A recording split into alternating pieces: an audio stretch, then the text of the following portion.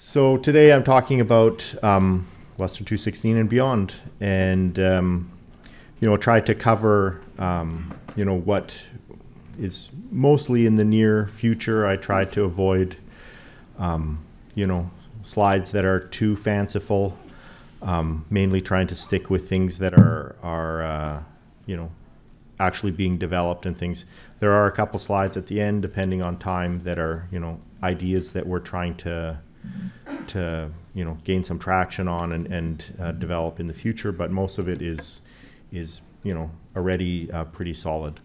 And so just as in terms of introduction, I was talking with Glenn earlier, and there's a lot of demand for storage these days. It's been surprising, this year, when we thought that because of business conditions in the market, that things were slowing down, but suddenly large language models, ChatGPT, is driving quite a bit of demand for high performance parallel storage, and Lustre's pretty solidly in the middle of that.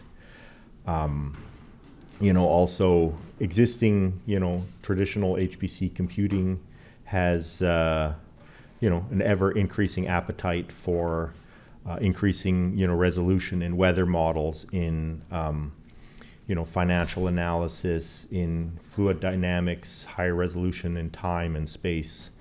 Data capture is also growing rapidly, and so while there's a lot of demand for flash storage, there is still demand for spinning disks just for the capacity.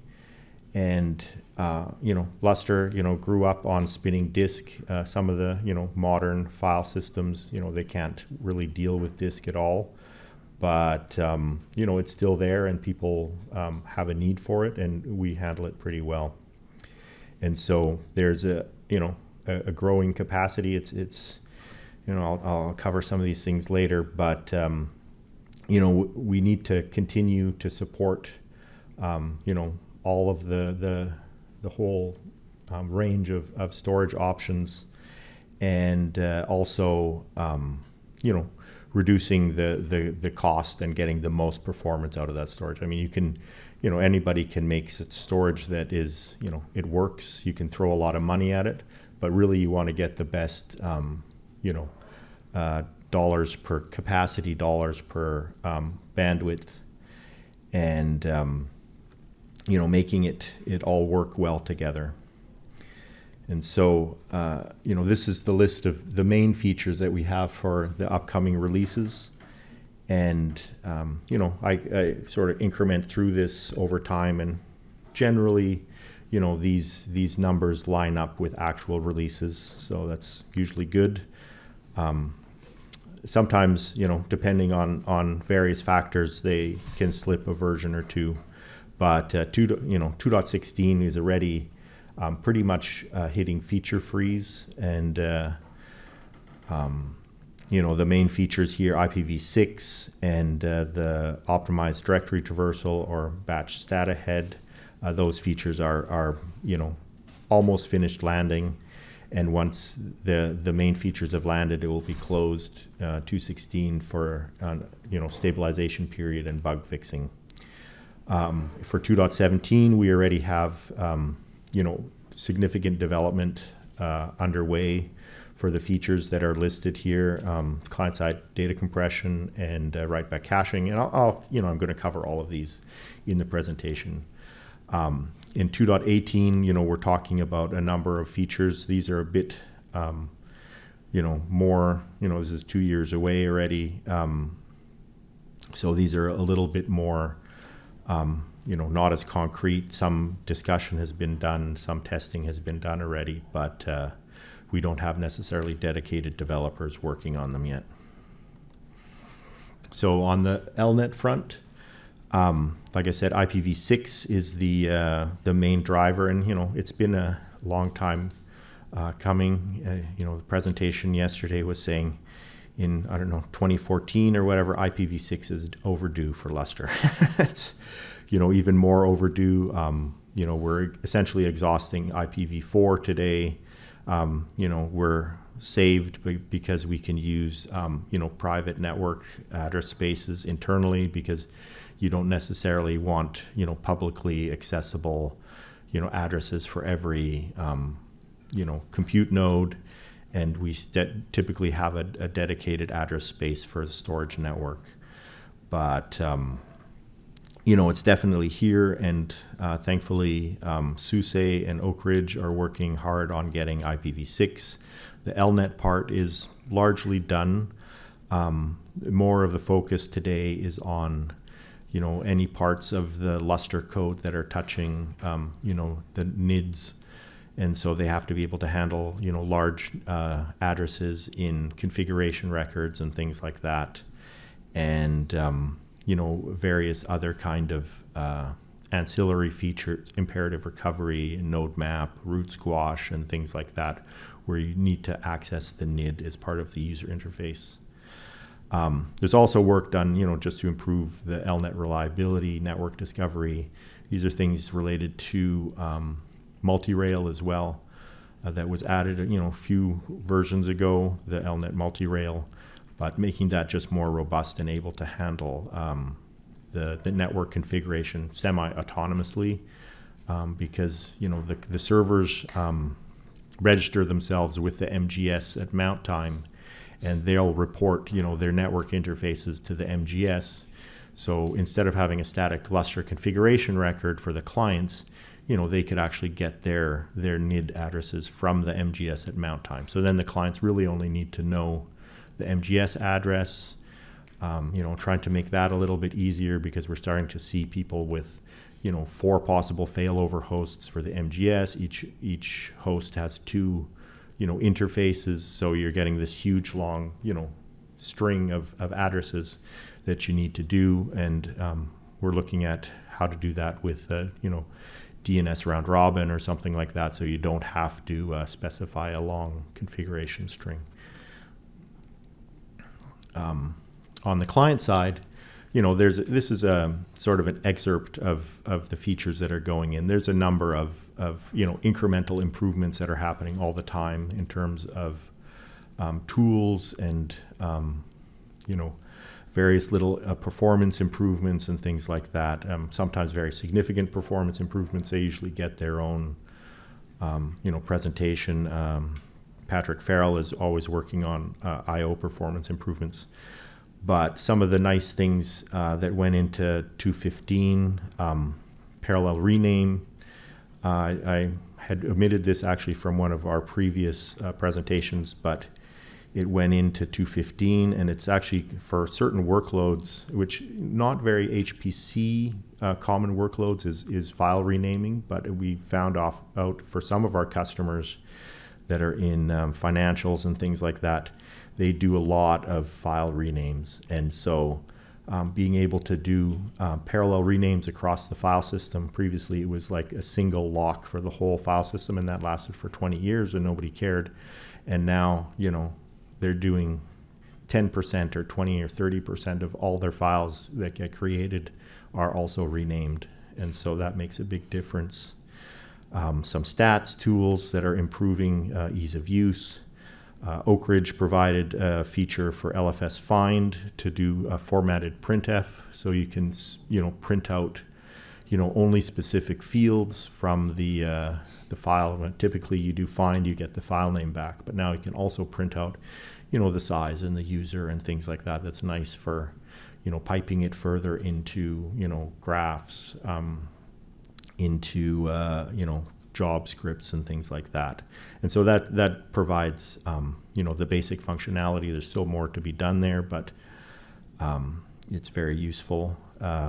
Improvements on migrate, that was mentioned in the earlier presentation today. To make the migrate faster, and we're looking at how to do that multi-threaded so you can get better performance just from a single command. Ironically, we've also had a demand to go the opposite way to make migrate slower, because in certain areas you don't want the migrate to consume too much bandwidth, so you can put now a bandwidth cap on there, and that was one of the interesting contributions from Amazon. Also, it provides an option to provide statistics during migrate so that you can see, for migrating large files. It used to be, in the traditional Unix paradigm where you run it and it worked when it's finished and it didn't say anything, right? And so now we get, a YAML output, line every second that's saying, here's my estimated bandwidth, here's my actual bandwidth, how many seconds it's run and things like that is pretty handy. And of course, sort of the unsung, part of maintaining, a project like this over 20 years is it just needs to be updated continuously for new kernels. There's always, Linux doesn't have a stable API. And so we do, lots of work to update kernels, for new distros. And HPE, SUSE, Oak Ridge are doing a lot of work there. Client-side data compression, I'm not going to talk about that. Buffered I/O improvements from Patrick, that's also a big topic. And Oak Ridge has said they're going to start working on the erasure-coded file layout again for redundancy, and that's targeted into 2.17. This slide we already talked about. I'm not going to cover here, the client-side data compression. On the server side, it's interesting that, we're starting to deploy in production OSTs, single OSTs that are over a petabyte in size. And, that's way larger than a whole file system used to be, right? And so it has its own, set of challenges, either still LDiskFS or ZFS. And so, you start having, 1 billion or more objects for a single OST, and we need to handle that more efficiently. And so some improvements there. Proper read-only mounting of OSTs and MDTs. This can be important if you're doing, disaster recovery or something like that. You don't want to, do any kind of modifications to the file system, and it, even the block device might be read-only, right? And so that's already in the 2.16 FSCK improvements. A neat one, actually, that I think people would really like, it's a new utility called LLJobStat, and it's sort of like top for jobs on a single node. And so it's just a quick way, the very common question is like, which user is, driving my system to be slow, right? And so you can just run this LLJobStat, you give it, say 5 top jobs in every 5 seconds or whatever, and it will print a, like VMstat kind of, print a top users list. And then, further efficiency improvements in terms of reducing transaction sizes. Those things are for very widely striped files or directories, we can make them more efficient. Usually the transaction size has to be the worst case of all the possible combinations of blocks that are ever modified. But it was actually making the worst case even worse, because if you have a 2,000 striped directory or file, but there's really only 100 OSTs, you don't need to reserve 2,000 times, some block modification. It's overblown. Better MB-alloc, this is an LDiskFS improvement, just to be able to handle, on a huge 1 petabyte OST, there's, 8 million block allocation groups. And so you have to be able to efficiently manage allocation there. And improved FSCK is, something that makes everybody happy, unless you're using ZFS, in which case you don't care. Improved data security. Again, this has its own, presentation, and so I won't go into the details, but, it's a combination of different features that have grown up in Lustre subdirectory mounts, UID mapping, LNet virtualization and things like that, file, encryption, Putting all of these features together, can make Lustre work very well. For many years we worked hard to, aggregate capacity to make it into one huge file system.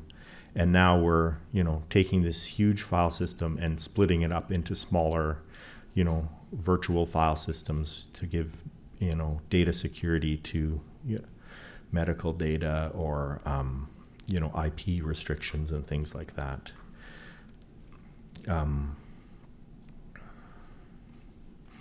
On the metadata side, it's important to note this feature. I mean, it's in 2.15, but I think it's worthwhile mentioning again.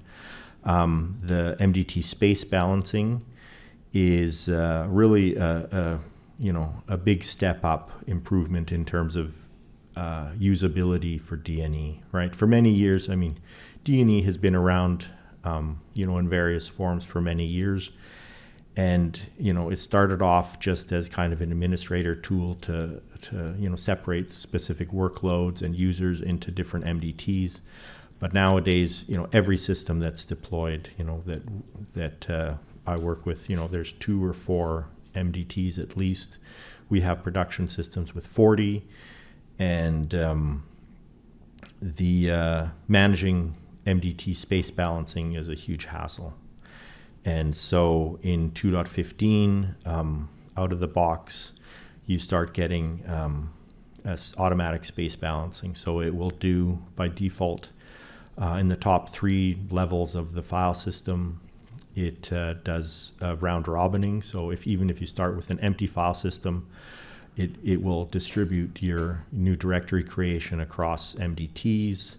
If they get more than 5% out of balance, normal make deers will start to prefer MDTs that have more space. And so, that really just takes, a load off of the administrators, and it just makes Lustre, perform better. You don't get out of space issues and things like that. Also, as part of that, there's improvements in terms of the LFS directory migration and inode migration to make that easier to use. You can migrate only a single directory, which is nice instead of a whole recursion. Ongoing in 2.16, there's more improvements in terms of trying to improve the robustness of directory migration in terms of various, error cases. You refuse to migrate, files from, onto an MDT that's almost full, right? Improving the recovery handling in case of crashes during DNE operations, and just improving the efficiency of these operations.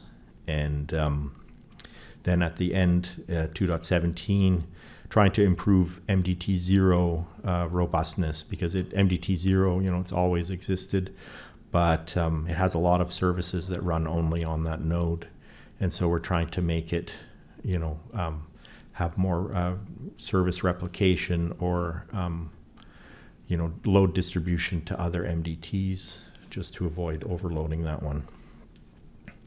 So this one, the batched directory stat ahead, also has its own presentation, so I won't go into it too much, but just a usability performance improvement, well, not usability, mostly performance improvement for workloads that are traversing the directory tree. Metadata write-back cache, again, has its own presentation, so I won't go into really any details, but this one offers an order of magnitude performance improvement for specific workloads, and I'll let Oleg talk about that. Metadata redundancy. So this is a bit more in the I wouldn't say speculative, but there's a number of phases here, and I try to been through the ringer many times in terms of changing business markets, changing companies, changing management direction and things like that. So I always try to structure projects so that you get an early payout, right? You can have things that are developed and deployed incrementally. You're always going to get a little bit of benefit along the way. And so this metadata redundancy is split into a number of phases. And the first ones, that we're hoping to target in the 2.17, like I said, splitting off services from MDT0, things like the file FLDB, that's the FID location database, critical part of infrastructure. Most of the servers have, a fraction of that. MDT has the whole file, but that file is, a few kilobytes. Why do we, not copy that thing everywhere, right? Distributing quota and FLOC management across other MDTs, seems an easy way to reduce the load and improve reliability, to have multiple copies of this. I said optimizing distributed transactions. Currently, like a remote make dir is about 10 times slower than a local make dir because it's got synchronous operations in it and things. There's work that we can do in that area to improve the performance of distributed operations. And it's sort of a prerequisite for the next parts where we want to be able to replicate, the root and maybe top level directory tree onto multiple MDTs, because, on the theory that the root directory is not modified very often compared to the subdirectory trees, but you want to have, if you can't access the root, then you can't access any other files. And being able to do that more efficiently, also makes it easier to turn that on by default. And so improving the redundancy of the directory tree, and then in later phases having something like FLR for directories so that you can mirror the whole tree if you want, right, to improve the redundancy. And the last one is client container image. In some sense, this is trying to handle, aggregations of millions of files that are always accessed as groups, right? So in genomics, quite often you have a big batch of gene sequences. They get untarred, you process them, and then all the files get deleted. And so instead of doing this untar delete step, you could put it into an ext4 image, you mount the image, and then you have this, randomly accessible, archive essentially. It's also useful, container image would be useful for being able to HSM, back up and archive a whole directory tree. And so in some senses, this has been a feature that has been around a long time. You can always loop back mount, and some sites have been doing this, but it needs orchestration. And so what the CCI feature is trying to do is handle the orchestration via auto mount and things like that, so that you'd have a specially marked directory plus file image, and as soon as a client accesses that directory tree, it will automatically mount the image there. And so there's, I had, pitched this idea a couple years ago, didn't seem to go anywhere, but I've gotten, quite a number of people that have been asking me about it recently. And so it maybe get, back into the development stream and get some interest, right? And we did do testing with this feature, jump to this graph, right? So the bottom line is just regular. The red is regular file creates per second. Then if you go up, the gray bars are with doing creates inside a container image for each file. And essentially that means you're doing creates locally and it's storing the data on the OSTs. The blue bar is when we improved, this is a change in the kernel from EL 7.9 to EL 8.6 or something like that. When we did the testing, it ended up being that there's bottlenecks in the loopback driver. Yeah, and so we get pretty good performance. Write back caching. I mean, there's a there's some overlap between write back caching and container images, but it's worth noting the write-back cache is mainly for new file operations, and so making those all asynchronous. The CCI is for handling aggregates of persistent files. So there you got slightly different modes. And in the first, like I was saying, today you can already do the top parts, mount an image on a client, access the files. It gives you a very good boost in performance. The second stage is to automatically mount those, and then in the long future vision would be to be able to mount those images on the MDT and export them like a separate MDT, essentially. Export it from the MDS to multiple clients if you have a contended workload. But like I was saying earlier, you want to gain something at each step of the development. Whether we get to the re-exporting of CCI images from the MDS is we don't have to do that to get the benefits. And so just a little bit of a comparison between write-back caching and CCI. I mean, CCI, you need some kind of special input to say this is an image and I want to create or manage these files as an aggregate, versus write-back cache, it's just going to happen automatically. It improves, write-back caching improves single client performance, versus CCI, you can use the same image from multiple clients, if it's a commonly used data set. So that's the last slide, and questions.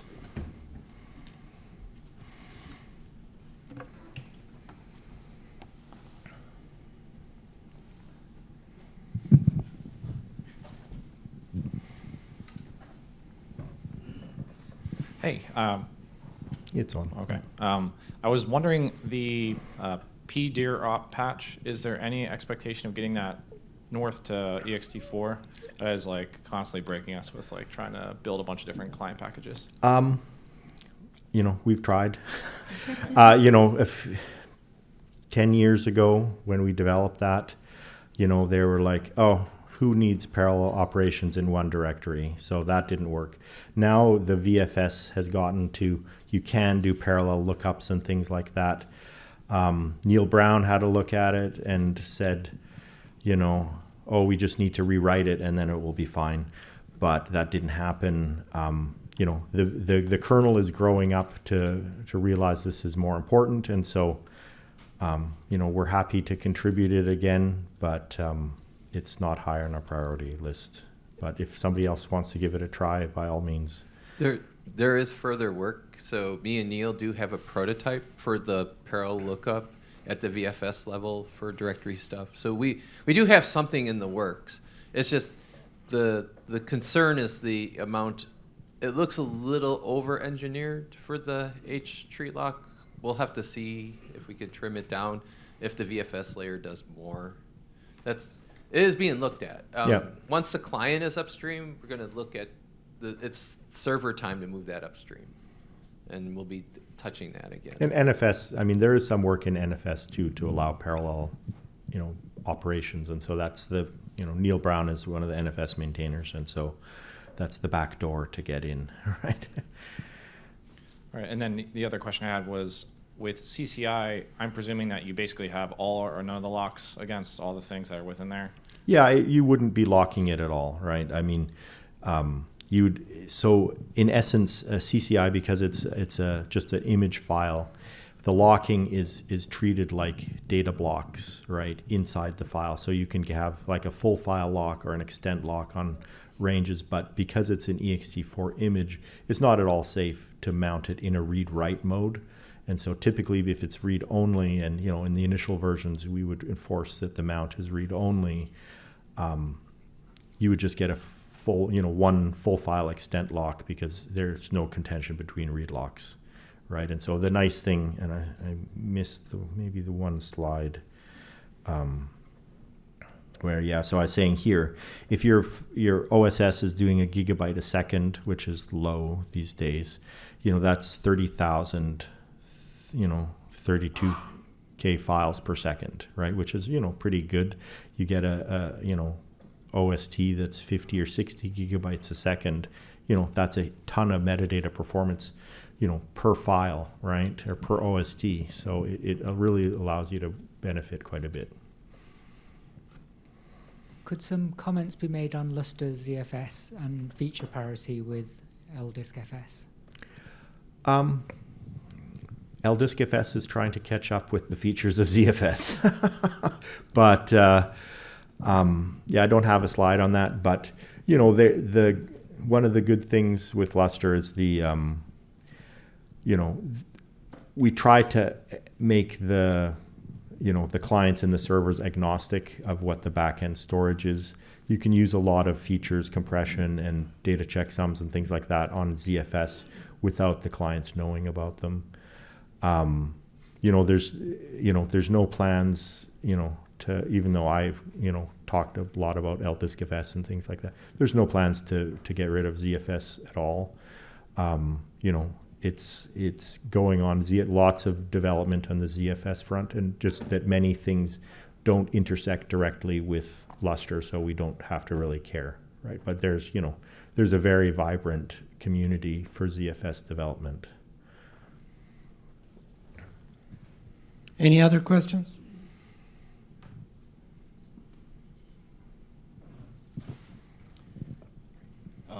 If a user's using, or if you've set up persistent client cache in Lustre and using the client container image, is there any contention with that, or is it transparent?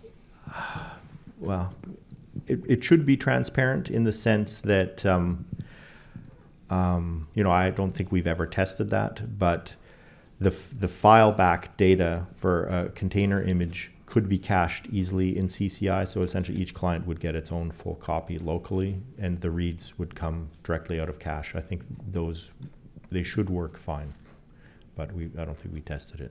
Andreas, you said cached in CCI. I think you meant CCI could be cached in PCC. Yes, sorry, I mean, the file image would be cached in PCC, and then, it'd be just like a loopback mounted file. So I don't see why. I mean, CCI as it is today is just a user space usage of the file via loopback. So I don't see why it wouldn't work. I'd like to thank everyone for their questions. If you have any more questions, Andreas will be around. Let's give a hand to our speaker, and we'll continue with our program.